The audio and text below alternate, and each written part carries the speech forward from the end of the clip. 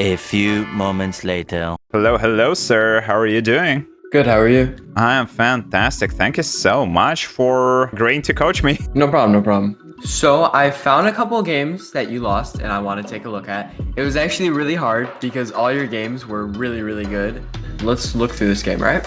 So it's two nice Caro Kann. I kind of took a look at your games and it seems like you're playing like a very common like opening repertoire where you're playing like London is white, Caro Kann, and King's Indian is black, right? Exactly. These are the three things that I know and just play. Yeah. I think that's what I started out when I first played it. I think everybody did that, you know. They're just very like easy to learn openings and they're more based on systems rather than like theory, you know? Okay. So Bishop G4 is a good move.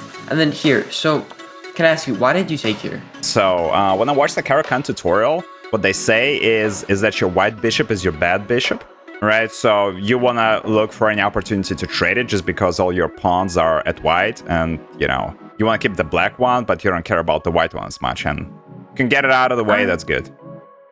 Yeah, so I think that's kind of correct. Like, bishop takes f3 is the main move here. All right, so then he plays d4 and then e6. So walk me through what you think about e6. So here, we have a lot of decisions, right? So we can release the tension in the center. I think we have multiple ways to do it.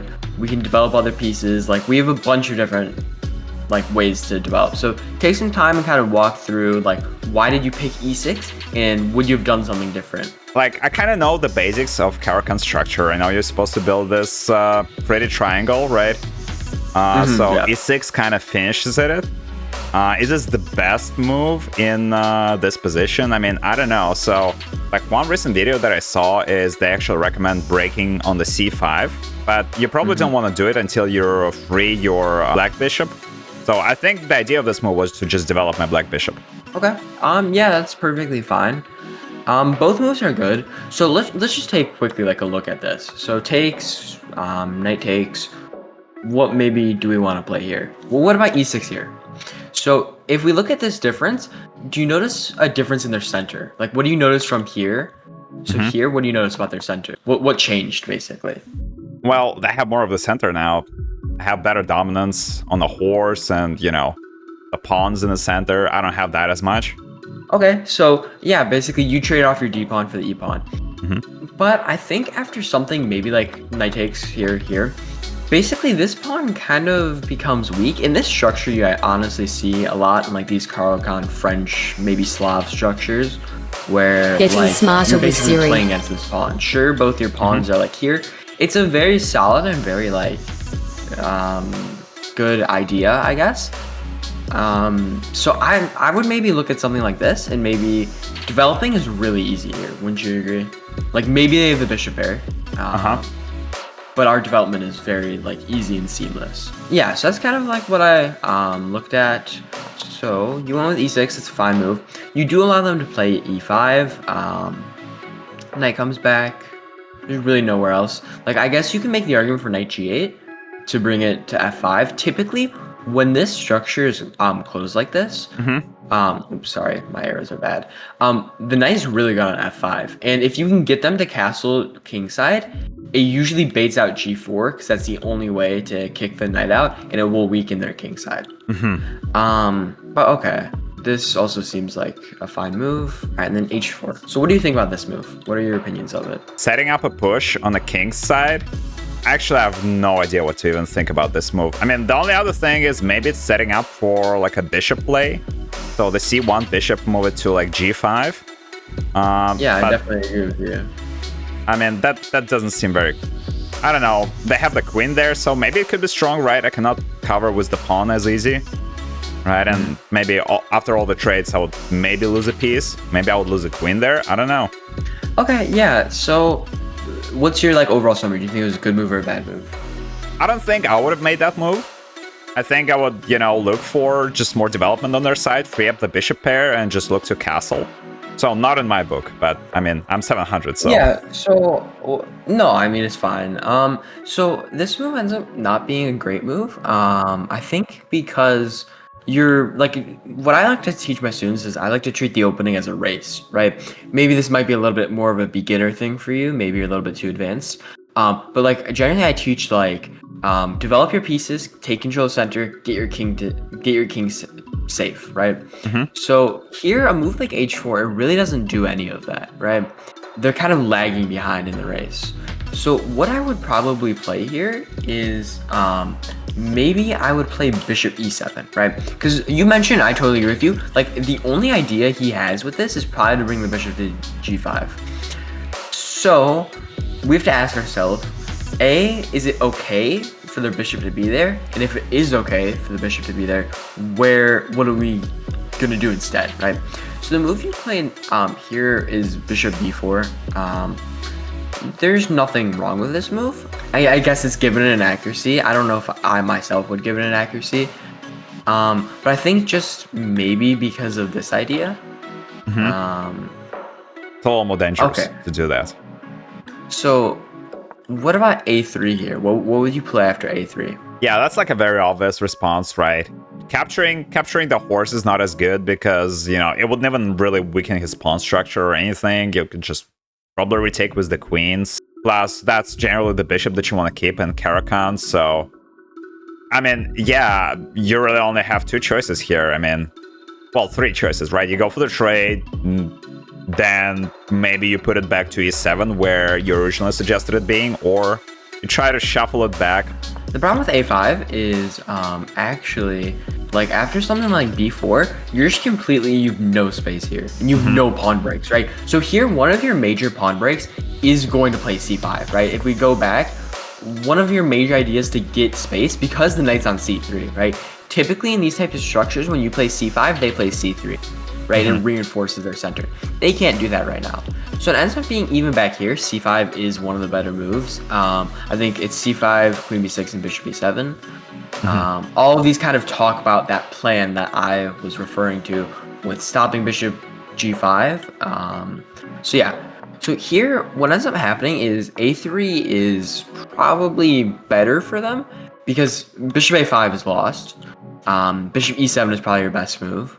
Kind of, I think this b takes. They allow the double pawn structure, but now it's going to be like the c5 break is going to be a lot like less meaningful, you know? Right, you're missing that bishop, right, to make all the trades. Yeah. Okay, so we go back. He played his idea of bishop g5. This, I mean, it's a fine move, but I think you can put some pressure here. So the move you played was a fine move, but there's even better. Let's try to maybe take some time and try to find the best move, okay? All right, so, well, obviously our queen is under attack, so you got to do something about that. Yeah. You don't want to just trade the... One thought is you go for d5, right? Just try to double that pressure on the king, but I don't think you're going to have enough pieces there to really exert good pressure there. Another option is maybe bring the queen to, like, a b6, so you can potentially go for the b2 pawn, which is... It's not that juicy, but it's something. Although you already have a bishop in the way, so... I don't know. I feel like I would play either one of those two. I mean, they're probably not the strongest moves. No, they actually are like the two strongest moves. So I think it's pretty obvious, like, these are the three best moves, because those are, like, the only ways to get your queen out. But, like, the only one that I feel we're pushing for an advantage is queen a5, okay? So you were kind of talking about how maybe this is properly defended, so it might not be that good. But it's not so much this knight as it's the punch that comes with c5, right? So here, if he tries to play a3, this isn't actually threatening our bishop. Do you see that? This is like a common theme with the bishop on b4 and a queen on a5. I think this is seen in like the Cambridge Springs and the Slav. But this pawn can't take the bishop. So here we could play c5 right away. And their center is already kind of collapsing, right? Something like this. Maybe we take on e5. This pawn's soon to fall, and I feel like we have a great position here. Yeah, right, because they cannot take the bishop, otherwise they would lose a rook with a check. Yeah, so I think the best move here is castles. So then, now our bishop's kind of trapped, right? So we have to take here. Queen has to take, queen takes, pawn takes, and then something like this, you know? And it's around equal. So let's actually take a little bit and analyze this position. All right. So when I say like analyze, I kind of want you to say a bunch of random things that you see about the position, and I want you to conclude with like a evaluation. A fully an evaluation on what you think the position is. Like white's slightly better here, black slightly better, something like that. Okay.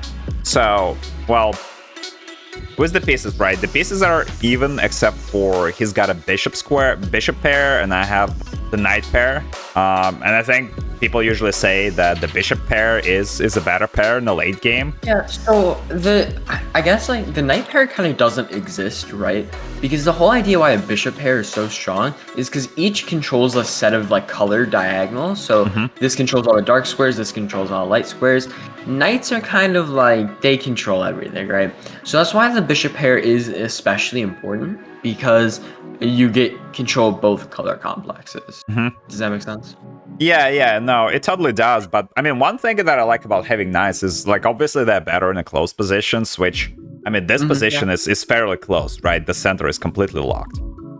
Well, not completely, but it can be, right? With like one pawn push. Yeah, with c4, I think it completely locks. Yeah, I mean another thing, you know, they can kind of cover for each other while bishops can't. So, I mean, I don't know. I think they might be better in this situation, or maybe about even. Yeah, so let's look at this together. So if the first thing I like to look at, pawn structure, right? I think you're completely dominating this pawn structure. White's big weakness is their queenside pawns. So maybe a potential plan is we try to exploit that, right?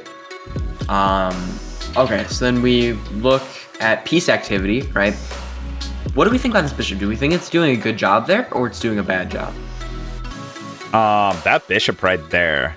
I mean, on one side, right, it's covered by that pawn, so, you know, it cannot really be threatened by knights, but, you know, you can just do h6 pawn, and that's gonna kick it back.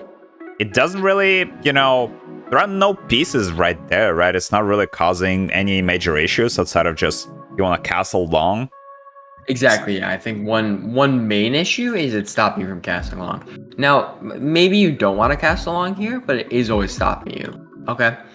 So there's that. So do we think this is a good bishop? I don't think it's a good bishop. I mean, most of his pawns are, you know, black, and it's all just like fairly locked. He can't really do much from this bishop. So yeah, this bishop, it looks good right now, but I think once you play h6, that bishop just becomes terrible, right? Because where is it gonna go?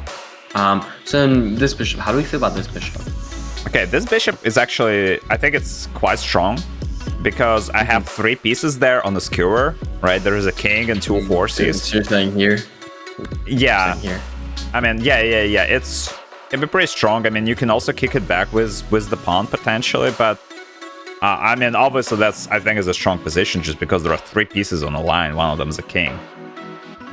So yeah, I would say this right now, it's not a great piece, but it has very good potential to be a dangerous piece. Yeah. Okay, so now here it ends up being like the majority of white's compensation maybe is in a form of a king side attack, right? So basically pawn push forward, rook comes. I think so. These are the 3 best moves, and that kind of helps you understand where white is going. So it ends up, what the engine says is white's a tiny bit better. Which I think h5 being the best move, because now the idea here is after h6 they have bishop h4. Do you see that? So if we even go back a move, what if we flip this around? What if we play h6 first, right? We force it here, and what if we play a6? What if we play a6 while you prevent the bishop from entering? So here we end up with these 2 pawn moves. We end up kind of restricting all of black's like piece play, right? So it ends up that maybe this would be something I would go for in a game, just because I see, okay, he is the bishop pair, so I want to maybe try to close the position like you were mentioning, and also like another way we could do this is we could play this, right? I think that also kind of that makes sense. That makes sense. Yeah. So and then maybe we try to bring a knight here to attack these 2 pawns. So we do something like that, right? And I think our plan is generally maybe we push to a4 to lock that pawn there. But maybe our play is a little bit easier, right? But if we go for something like knight c6, it kind of gives them time to start this attack, right? We're a lot slower in this idea, and he's stopping us from casting side. So you mentioned that they're stopping us from casting queen side, but it might actually be like a bigger problem than we originally think, just because it might be our only safe spot because of this king side attack, you know? Oh yeah, he's pushing it from there, and his king side is rather weak, so there's nothing he can really do there. Okay, so that was probably like, I think that was an important discussion. There were some cool variations there. That's not what happened in the game though. So in the game, you went queen b6. This move is not as good as queen a5. But it is still pretty strong. What you are doing is you're attacking d4 pawn. So as white here, how would you defend that pawn? What would you do to defend it? Well, you cannot move your horse, right? Because it's pinned to the king. So your options are you can actually castle, right? You can castle queenside and get a lot of tempo and have your rook protecting that pawn. I think that might be like the strongest option. Yeah, that's 100% the strongest option here. So here you're defending the pawn, you're getting the king out of this pin, right? And now maybe black will maybe feel a little bit more danger than white's, right? It's kind of hard to attack this king, so that's maybe like a small problem. Like maybe we play c5 here, we go for maybe bishop takes. Actually, bishop takes plunders knight a4. So maybe we go knight takes. Yeah, I mean this position. I think there actually that you can take here, I guess, because of. Yeah. Okay. So then this is garbage. Though. I don't. It's the best move, but it's not really. I think here black is doing fine, but it's not as good as that other position that we saw. Wouldn't you agree? It's not as good as something no, like 100%. You know, things are a little, not where they're supposed to be. They're slightly off. Yeah, exactly. I feel like in this scenario, we're maybe doing better. Okay, so instead, they decide to bring the bishop back to e3. So now this move actually just gives you like a huge advantage for a multitude of reasons. But let's try to find how would you tackle this, okay? Because in the game, you're not going to know that you have an advantage. So now that you know there's multiple ways that you can get that advantage, maybe take some time and try to calculate out some ways that you think you could potentially get an advantage. Okay, well, I mean, probably not by blundering queen and taking that pawn with it, so that's out of the book. That's a good idea. So there is an obvious one where, you take the knight with the bishop and you check.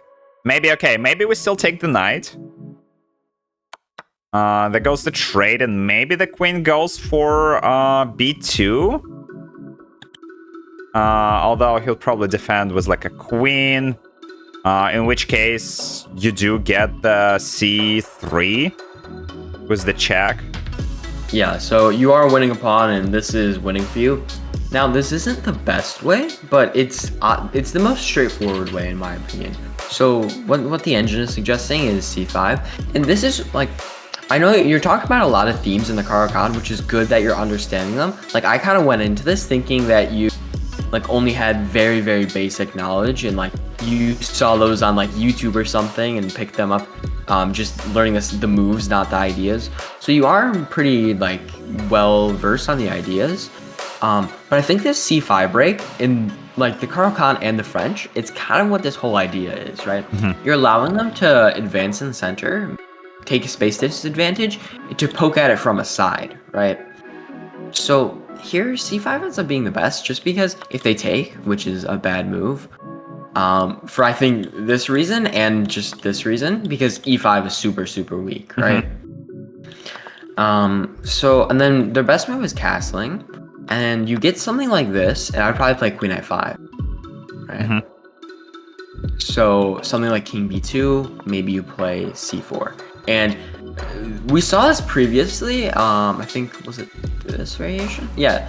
Here it's a lot different because in this idea, queens are still on the board, right? So I think in this version, our attack is much more potent. And look at these pieces. Do they look like happy pieces to you? No, they're not having a great time, and the king is just exposed, completely naked. So I totally agree. So this idea of like c5, just trying to attack the center is extremely common in like Caro, Kann, and French structures. All right, so yeah, that's maybe a little bit more advanced. I would expect you to find something like this though. And here we went queen f5. So now I have noticed like in some of your games that you do kind of have almost like blind spot for the b2 square. I don't know if I can pull up specific examples, but I did see in some of your games like there's options where there's times when you can take on b2 instead of like retreating a piece. There's like one game I saw. It's like these ideas of b2 being a weakness, especially when when the bishop moves away. Same with g2 when this bishop moves away, right? Those squares become weak when there's no bishop to protect them before they castle. So it kind of makes sense to exploit them. Right. All right. So here, queen a5 ends up not being a great move because you kind of do you know what initiative is? Yeah, are you like initiative? Is it the same as tempo or like? It's kind of like a broader version of tempo, but it's like so tempo is just getting another move for free, right? Initiative is kind of like it's holding the power. You're calling the shots, basically. Does that make sense? Yeah, absolutely. You get to decide when the breaks happen. Exactly. So here, White's able to actually take that initiative away from you. I would definitely say back here, you had the initiative, right? You were calling the shot. You were deciding what happens. And so here, do you see what move they can play to actually take an advantage? Take an advantage? I'd say maybe put a bishop to like a d2. Exactly, yeah. So bishop d2 here, which is what happened in the game. So it's not only defending this pawn two ways. What else is it doing? Attacking the queen. If you move the pawn. Perfect, yeah. So the thing is, c4, this attack on the center, comes with an attack on the queen, right? Yeah. So this ends up, it's not terrible for you. It's not the end of the world. You're not down material, but you give them that initiative that I was talking about, right? You give them that attack. So here you decide to play c5. So now here the first move when calculating is I would look at c4, right? That's the first idea I would look at, right? Because that's the most forcing. So what would you play if they played something like that? What would I play?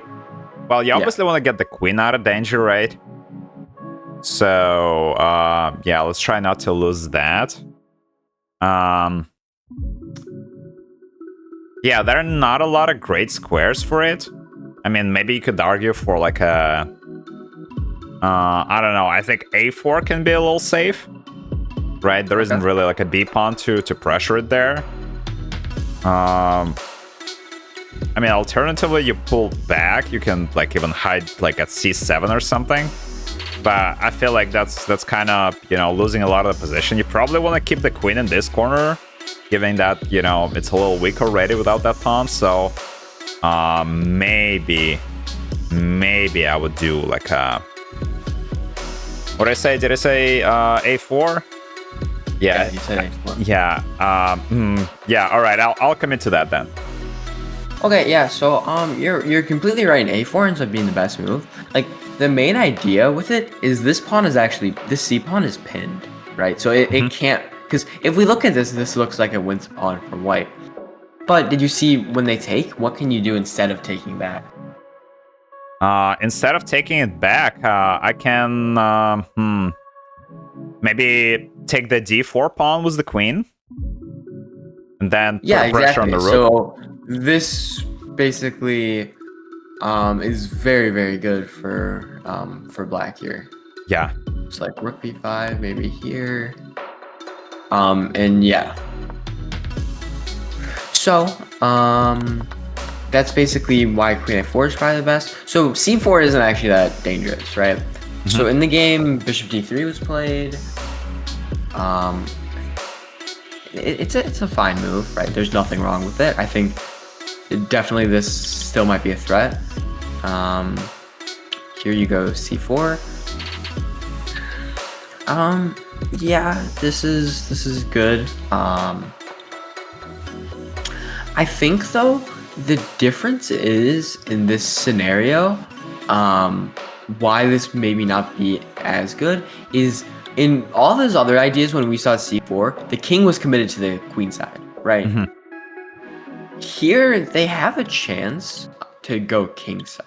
Escape. And what that means is the only semi-open file is the b file, right?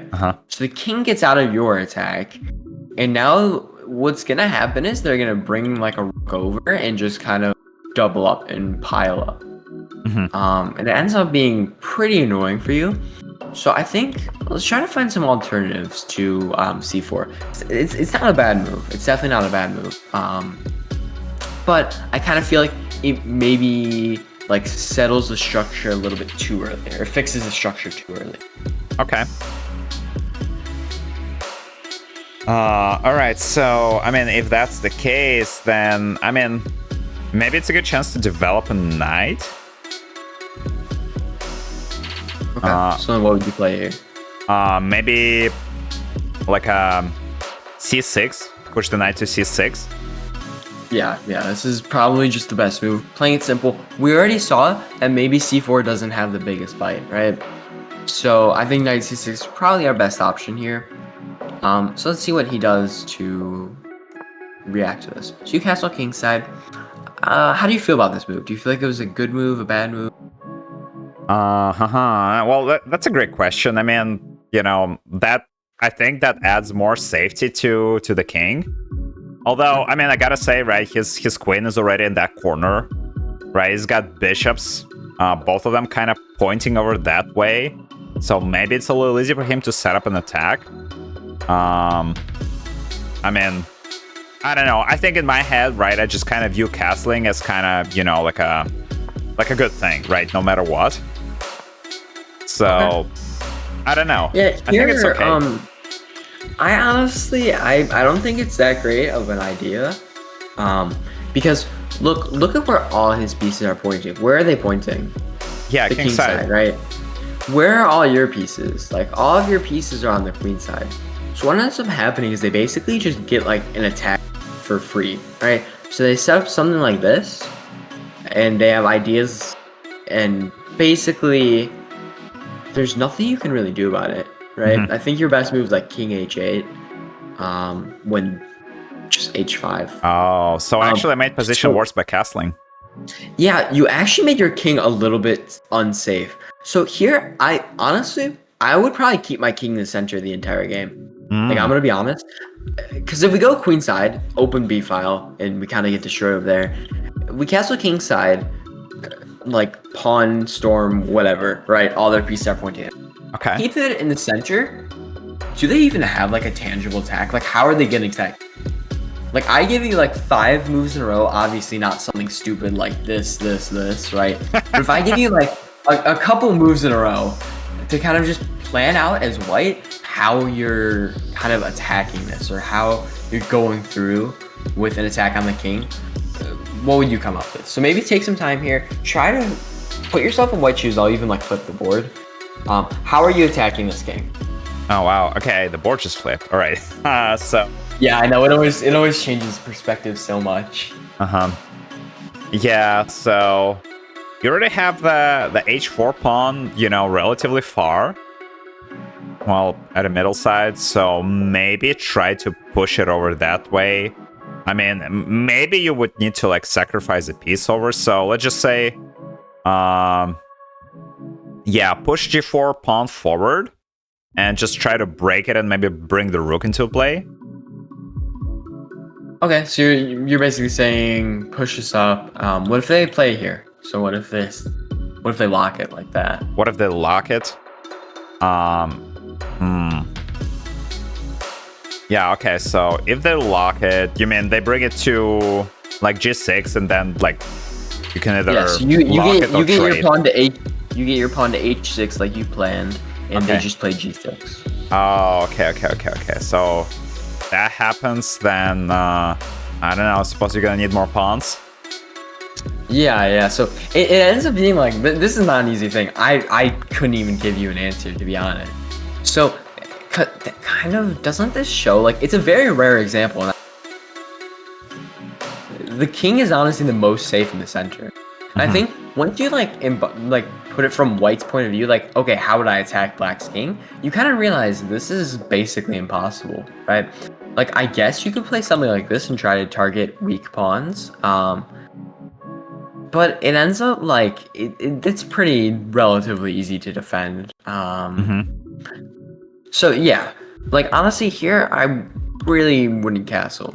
And I also feel this is also a mistake, because I feel like the rook might be strong. A rook lift here, you're kind of tucking the rook away. And if you're going for this rook strategy idea, maybe that's not such a bad idea. But I kind of feel, since you castled kingside, White's play is more on the king side, right? So I feel like this move kind of hurts their attacking chances.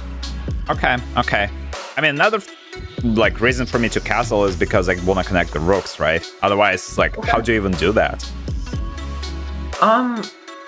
Yeah, that's a fair point. So how do we connect these rooks? One way is like a temporary king lift. So maybe you do like this. Another idea that maybe I'm thinking is, do we need the rooks connected here? Like, I don't know if it's necessarily like our top priority. Like, I feel like we have maybe other play over here, and it's not really such a big issue that the rooks aren't connected, right? Yeah. Like, in a more open position, you want your rooks connected, right? But this position is kind of closed, right? So I don't really see like necessarily a strong urge to connect our rooks. You know what I'm saying?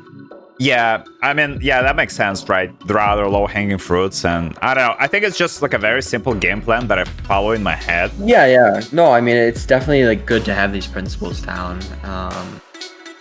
So okay. Yeah, honestly, like, connecting rooks can be good, but I think this is kind of like a special scenario where maybe it's not the best. Okay. So we go for this here. So this actually gives you a tactic here. So they're following that plan I said earlier, but it's given a mistake for one particular reason. So let's see, we'll treat this as like some tactic exercise. Can you spot the reason why it's a question mark? Yeah, so there's an actual like tactic here. There's like treat this as a puzzle, I guess. Oh wow, okay. Well, that's actually a great question. I mean, I like B6 defense is pretty obvious, right? With the pawn, I don't think they're gonna be able to get through that very much. There might be another reason. I don't know. Must be because it's weakening something. But I don't think it is. So I'll give you a hint. So that move please. alone, it doesn't weaken anything. So this move alone, it's not that this move specifically is bad, it's what it ignores, okay? Alright, someone in chat is saying knight takes pawn, queen takes bishop.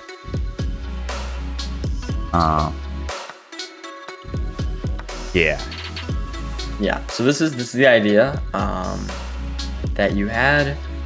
And this wins a pawn, and not only does it win, all of these guys are really so yeah.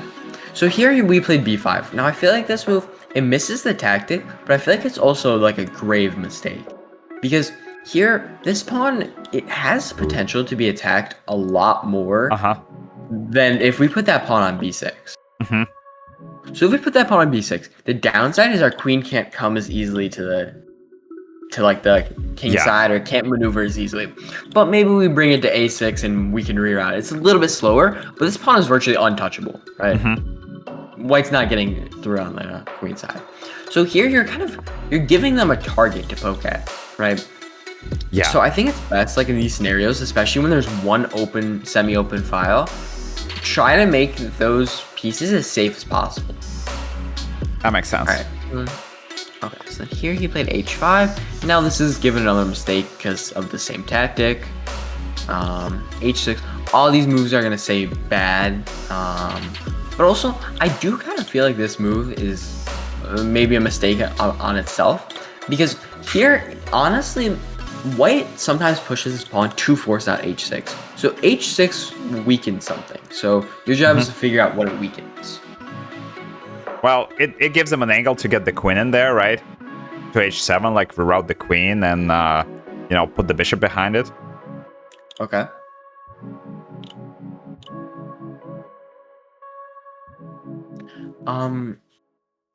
So basically, it allows them to get their queen in, right? But also it creates this huge target. Does that make sense? Basically, what we call this is like, it's called a hook. So there's two ways they can go about attacking it. They can attack it through this pin, which maybe isn't the most deadly because you just play king 7. But I think the best way is just g4 with g5 to come. Okay. It's a tricky situation nonetheless, so I don't necessarily blame you for playing h6. But how else would you try to maybe create a defense here? Well, I mean, like you said, maybe it's not that big of a deal, right? Because if they push it to h6, you lock the g6. I mean... but I think in this scenario, it's a lot different than the other one, because f6 becomes astronomically weak, right? Because this would just be mate, if not for this knight. So this knight is tied down for the rest of the game to mate. Which isn't such a big issue now, but I feel like we don't want one of our pieces staying in the back just guarding one square. You know what I'm saying? Yeah. Alright, yeah, I mean, you can't really use the knight. Like, if we were just talking about straight defense, right? I mean, maybe bring the queen a little back. I mean, it's not doing anything, like, immediately, but maybe it's gonna help just defend some squares. Alternatively, I don't know, maybe you try to slowly move your king out of the way, but I feel like that's too slow. So the move I would play, it's a little bit tricky to understand, and I don't even know what move, but I would play f5. Huh, really? So this idea, now h6, this is a lot different of a scenario, right? You kind of, you lock the king side. This is completely different. You got f5 out. Like a zigzag. Exactly, yeah. All your pawns on. So the other idea is, if en passant, that's definitely not a good move, right? Because you get all your piece out. Maybe you even take with the knight and come here. That probably is stronger. But more the story, it's just really good for you. So now white is kind of lacking like a good way to attack. Like g4 doesn't have a punch anymore, right? Because now you take with the f pawn, you open up your rook, and you have a lot more defense. So it's really like hard for them to, I think, like make an attack. So if they try to go like queen g3 to set up bishop h6, bishop h6 isn't even a threat, number one, because rook 7. But maybe we just play king h8, right? Something like this works extremely well for white, because now we also added a bunch of defense to the square that was, it's still weak, but it's not so much of an issue anymore, because it's a lot harder for black to get to the square, or for white to get to the square, and it's a lot less deadly. Okay, yeah, that makes sense. So, h6 was played in the game. Here, and then a6, yeah. So this just ignores big threat over here. So what can white play here? Well, if it's ignoring the threat, right? So probably something to push the king, right? I don't know, something involving the queen. I don't know.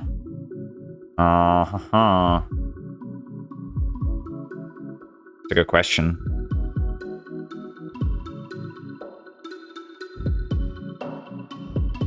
I actually don't have like a ready idea. It's such a locked position, it's hard to even like imagine how things would move. White actually has a tactic here. Would that help you? Tactics? Yeah, so white has a tactic. Someone's saying bishop h6. So what do you think about that move? Do you think it's a blunder or what? Sack the bishop. Well, I mean, it's not really a sack, right? Because it cannot take, right? The king is pinned. And then that opens up the g7 square for the queen for... that could have been a checkmate, right? Right, if you do that. So what if takes? Wait, you can take, right? Because you have the queen pointing at the king. So it's pinned, right? Yeah. So this just ends up being the best move, right? And it's what happened in the game. What can you do about it, right? It's basically force mate. Yeah. I wouldn't be surprised. Okay. So you have one move, which is actually the move you played in the game, g6. It's still like lost for you, but it's basically mate though. Yeah. So he takes, right? Because you can't take because this is just mate. Yeah. So here, play f6.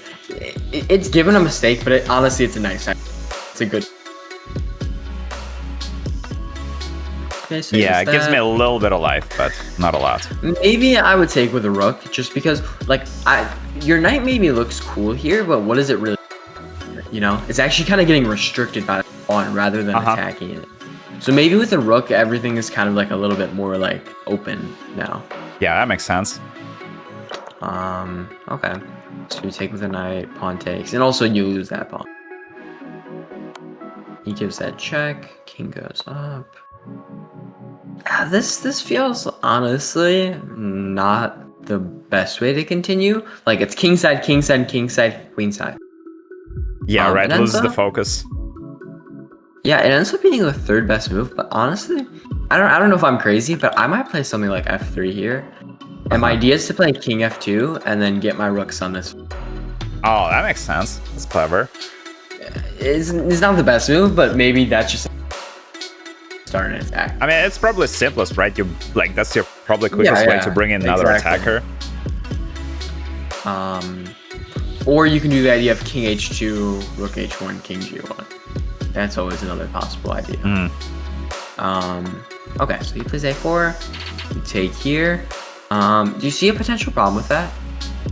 A potential problem with that is so knight is pinned, obviously, right? And now you can maybe bring in. So, do you know the saying "put pressure on the pinned piece"? Yeah. So you can do it with the bishop to exactly, h5. Right. So when a pinned piece, you always should be looking at like how can you add more attackers, see if it does anything, right? And here, bishop h5 is the best move.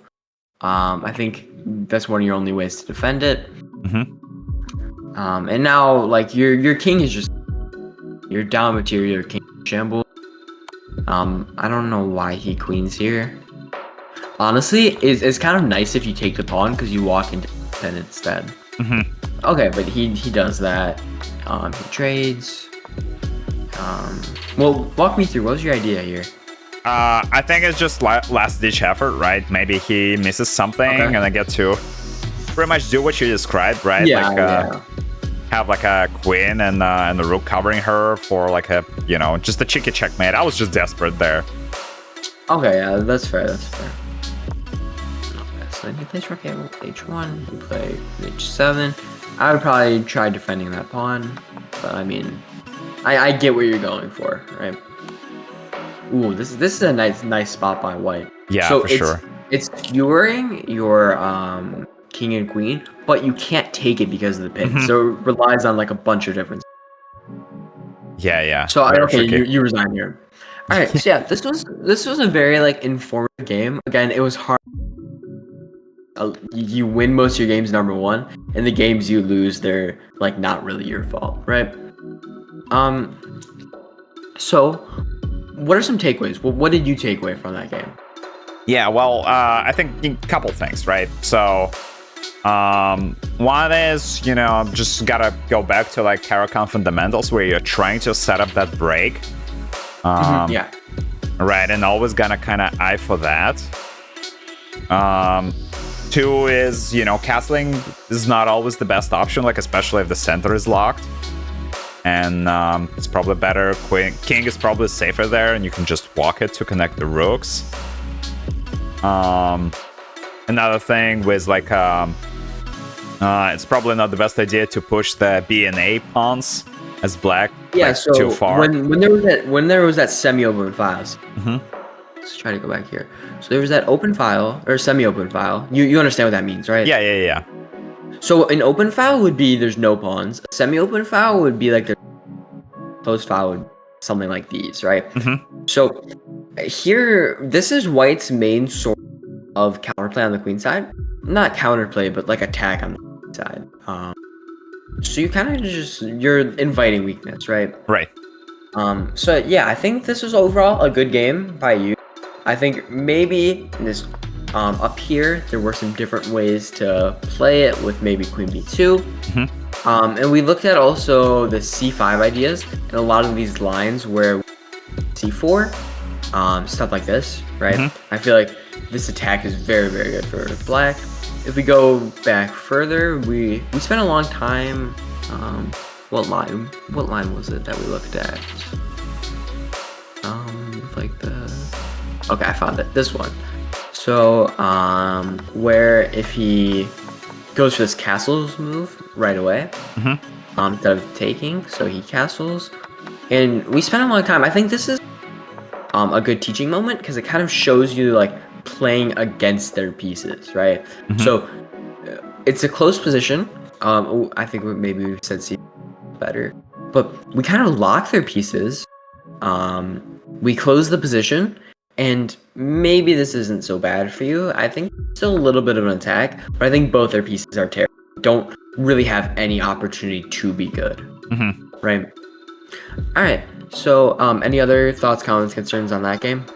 No, I mean, it was crazy educational. I mean, thank you for walking me through all the details, Nick. It's, eye-opening, for sure.